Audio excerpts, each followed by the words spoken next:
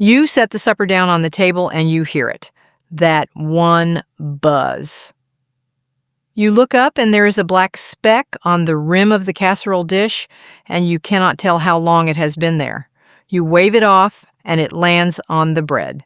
You wave it off the bread and it lands on the baby spoon. And the worst part is not the fly.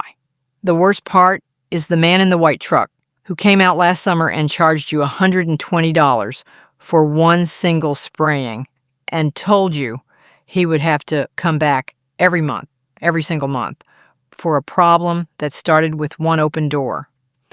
Now, I want you to sit with that for a minute. There is a can you can buy at the hardware store for about $50. And from that one can, with a few squares of paper and a bucket and 3 eggs out of your own kitchen, you can stop every fly inside your house, every fly coming through your doors, every fly on your garbage cans, and every fly in your barn or your garage for 30 days at a stretch from a single application. 1 can, 3 eggs, a bucket, and the man in the white truck never has to set foot on your property again. My name is Anna Mae Wagler. I am Amish, and I farm with my husband and our children up in the Milverton settlement in Perth County, Ontario. We live without the grid, the way my mother and her mother did before me.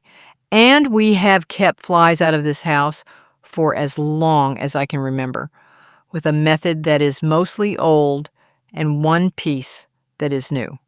I'm going to give you both of them today, plain and slow, the way it was given to me. Today I'm going to show you exactly what to buy, where to put it in your home and your yard, and how to build a bucket trap right here with me that does its work every hour of every day, whether you are watching it or not. There is one part near the end, when we open that bucket back up after a few days, that is going to make you a little uneasy, and I want you to stay with me for it, because it is the part that proves the whole rest of it. I am not selling you anything, and I do not get paid for this video. I am doing this because there are young families today who were never taught how to keep their own house, the way their grandmothers and their grandmothers' grandmothers were taught. If you tap that subscribe button, the channel learns to bring this kind of teaching to more folks like you. That is the only reason I ask. Now, back to the flies. And before I send you to the hardware store, I want you to understand why this works. Because if you understand the why, you will never do it wrong. The folks who make this bait, they put a scent into it that the female housefly cannot say no to. It smells to her like another fly calling. So when one of them comes into your kitchen, she is not wandering anymore. She is being pulled. She lands on a square of paper treated with this bait. She tastes it. And within about 30 seconds, she is gone. She thought she had found her own kind. What she found was the end. That is the whole reason a $50 can will do more for you than the man in the white truck ever did. Here's what you need. Write this down, or pause and look. 1 can of PT Alpine fly bait from a pest supply store or one of the English farm sites online, around $50 depending where you live. That one can does your whole house and your whole yard. A few sheets of paper that have been laminated, just any printer paper run through a laminating machine at the print shop in town. If you do not have a laminator near you, a piece of plastic, an old report cover, the back of a feed bag, anything non-porous will do the job. A marker, a pair of rubber gloves, and stay with me on the gloves part because that is where most folks ruin this for themselves before they even get started. A small roll of double-sided tape. For the outdoor trap, a bucket with a tight lid. A small one works, a 5-gallon one works. A bag of rescue fly trap, attractant from a hardware store or feed store. In some countries, it is sold under a different name. Ask the clerk for a disposable fly bag with a powder pouch inside, and they will know. A tube of caulking, 3 or 4 whole eggs from your kitchen, and a way to cut a 2.5-inch hole in the bucket lid. In our home, we use a hand brace with a hole saw bit, and we turn it slow. If you have an English neighbor with a power drill, that is faster, but it is not necessary. A sharp keyhole saw and a steady hand will get you there too. Now put your gloves on. I mean that. Do not skip the gloves. This bait is a poison, and in this house, a poison is treated with the same respect we give lye or kerosene. Cut your laminated paper into squares about the size of a playing card. Spray one side of each square with the bait, just the one side. You do not need to soak it. A good even coat is all. Now take your marker and write on the back of each square the words fly bait, do not touch. Every single one. You may know what it is, but a visiting grandchild does not. And your husband coming in from the field at dusk does not. We label everything in this house that can hurt a person. That is just what we do. Now place them. Above every interior door is your first hotspot, because that is the path a fly flies along when she comes into a room. Use your double-sided tape and tuck the square up high where a child cannot reach it. The top of your refrigerator and the magnets on the front of it are a good place. Windowsills are a very good place because flies are drawn to a window the way a person is drawn to a warm fire on account of the light. They cannot help it. The top of a picture frame where nobody looks is a perfect place. Above the back door, the side door, the door to your mudroom, but not near your stove. The heat will spoil the bait, and any cooking smoke can carry it, not on the counter where you make your bread, not in or near the sink. Anywhere you handle food directly is off limits. Anywhere up high, out of reach, in the path of a flying fly, is your spot. For the places where you do not want a paper square showing, you can spray the bait directly on the surface, so long as that surface is not porous and is not where food is touched. Around the outside of your window frames, around the trim of your doors, the top of a picture frame, around your garbage can, inside the house and outside, and the inside of your garage door if you have a garage, because that door is one of the biggest highways a fly takes to get into your home. One can of this, used the way I am telling you, gives you 30 days from a single application. 30 days for about $50. That is $1.66 a day to have no flies in your house. Compare that to the man in the white truck. Now, I want to stop here and tell you the truth about something, because honesty is worth more to me than impressive. I am not going to stand here and tell you my grandmother sprayed PT Alpine on her windowsills. She did not. This bait is a modern thing. It came out of an English laboratory. The part that is old, the part my grandmother used and her mother before her, is the bucket trap I'm about to build with you, and the eggs that go inside it. I use both because both work, and I would rather you have a clean kitchen than a pure story. I would rather you trust me than be impressed by me. If you want to skip the spray altogether and only use the bucket, that is fine. It will still cut your flies way down.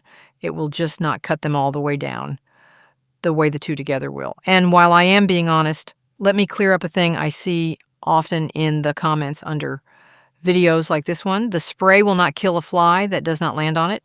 If you put up 2 squares in a big kitchen with the windows hanging open all day and the screen door swinging, you are going to be unhappy with your results. You need to put the bait in their flight paths where the light draws them, and you need to keep your screen door shut. The bait does its job. It cannot do your job too. Now hear me on this next part. The safety word is reach, R-E-A-C-H, reach. Nothing you put down with this bait should ever be within the reach of a child, a dog, a cat, a chicken, or a barn cat who thinks she lives in your kitchen. Up high, behind a frame, on the back of a windowsill where a curious hand cannot get to it. If you have a child who climbs, you account for the child who climbs. If you have a dog who countersurfs, you account for the dog who countersurfs. If you cannot place it out of reach, do not place it. Use the bucket trap outside only and skip the indoor portion altogether. There is no shame in that. There is only shame in poisoning what you love because you were in a hurry. And here's the thing nobody tells you. The first time you tape one of these squares up above your back door, you will sit down at the kitchen table that evening and watch. You are going to see a fly land on that paper, and you are going to count 1, 2, 3, and somewhere before you get to 30, that fly is going to fall off and not move again. Watch it with your own eyes the first time. It is the kind of thing you have to see once before you believe me on the rest. Now we move outside and we build the trap that is going to work for you every minute of every day, whether you are out in the field, asleep in your bed, or sitting down to supper. Take your bucket. Take the lid off. In the center of that lid, you need a 2.5-inch hole. I use a hand brace with a hole saw bit, and I turn it slow. A hot iron rod will burn one through. A sharp keyhole saw will score and cut. However you get there, 2.5 inches in the center. Now take your bag of rescue flytrap attractant. Inside that bag is a small green plastic piece shaped like a cone. That green piece is the whole reason we are doing this. Cut it out of the bag carefully and set the powder pouch aside because we are going to use that too. Take that green cone and push it through the underside of your bucket lid up to the top so the wide part sits flush with the top of the lid and the narrow part points down into the bucket. The flies come down through that narrow opening, and once they are inside the bucket, they are not going to find their way back out. That is the whole trick, and it is centuries old. Run a bead of caulking around the inner edge where the cone meets the lid on the underside. Press it firm. Flip the lid back over. On the top side, run another bead around the cone to hold it open and standing up straight. If the cone collapses on itself, the flies cannot get in. Let your caulking set up for a few minutes while we mix the bait. The bait is this, the little powder pouch that came in your rescue bag. Drop it whole into the bucket. The pouch dissolves in water, so you do not need to open it. Then take 3 or 4 whole eggs out of your kitchen, shells and all. Crack them right into the bucket, shells and all. Then pour in a little water. Not much, a cup or 2. Do not mix it, do not stir it, leave it be. The eggs are going to spoil over the next day or 2, and that is exactly what we want. Here is why eggs. The female fly is hunting for a place to lay her eggs. She is looking for something that smells like decomposition because that is where her young are going to feed. A rotting egg gives off the exact smell she is hunting for. She comes to your bucket. She climbs down through that cone. She lays her eggs in the bait, and then she cannot get back out. Her eggs die in there with her. A single female housefly can lay over 500 eggs in her lifetime. You catch one mother in that bucket, and you have just stopped 500 flies from ever being born. Now, this part is important. Put the lid on tight, and put this bucket far away from every door and every window of your house. Far. By the garbage cans is good. The far side of the barn is good. The corner of the yard you never go to is good. You are not trying to draw flies to your house. You are trying to draw them away from it. Put the bucket where you wish flies would gather, not where you wish they would not, and let it sit. 3 days, 5 days, a week. Now, if you are watching me from down in the dry Southwest, the Arizona desert, West Texas, your eggs ripen fast in that heat, and the trap works quick. But you may need fresh eggs every couple weeks. If you are on the humid Gulf Coast or down in Florida or across the water in Australia where the summers are heavy and the flies come up in clouds, you are in real fly country, and this trap is going to fill up fast. Go with the 5-gallon size from the start. If you are out in the English countryside where it stays cool and damp through the warm months, your eggs take longer to ripen and the trap runs slower, but it still runs. And if you are up north where the winter bites, you do not need this trap from about November through March. The flies are not flying. Bring the bucket inside, wash it out, store it dry, and bring it back out when the first thaw comes. Now I want to take a moment because this is the part that matters. I told you at the beginning that we would open this bucket back up after a few days, and that what we found would make you a little uneasy. On the surface of that water and those eggs, you are going to see maggots.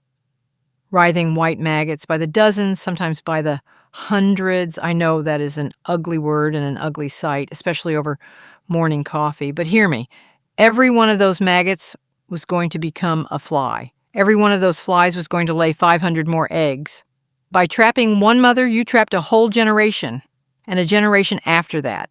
The ugliness in the bucket is the proof of the cleanness in your kitchen. That is why we open it. That is why I asked you to stay. Now, I want to tell you why nobody taught you this. It is not a secret. It is not hidden. It is just not profitable. There is no money in a thing you do once with a $50 can and a bucket and 3 eggs and never have to pay for again. There is good money in the man in the white truck coming back every single month charging you $60, $80, $120 for a problem a child of 10 could be taught to solve in an afternoon. The quiet old ways do not buy advertising. The expensive new ways do. Nobody is hiding this from you. They are simply not telling you because the telling does not pay them. The bucket has been doing its work since long before there was such a thing as a pest control company with a truck. It will go on doing its work long after. My grandmother kept a bucket like this out behind her summer kitchen. She did not have a rescue pouch. She had a piece of meat trim or a fish head from cleaning. She did not have a plastic cone. She had a tin funnel her father made her, soldered in his shop, but the bones of it were the same. My mother kept hers by the chicken coop. I keep mine by the garbage cans.